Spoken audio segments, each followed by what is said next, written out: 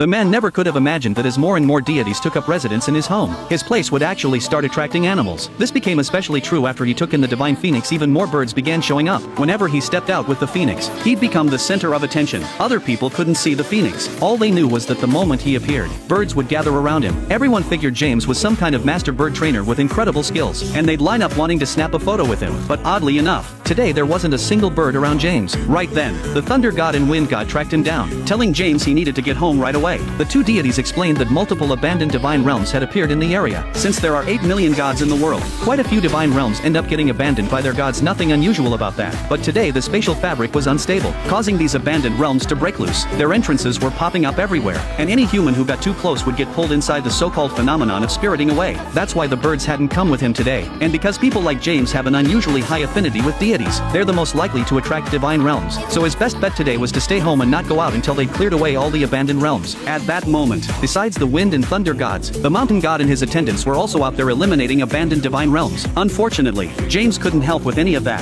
His #1 priority was getting home as fast as possible, but he never expected that as he was passing by a shrine, something strange would suddenly happen. An invisible force started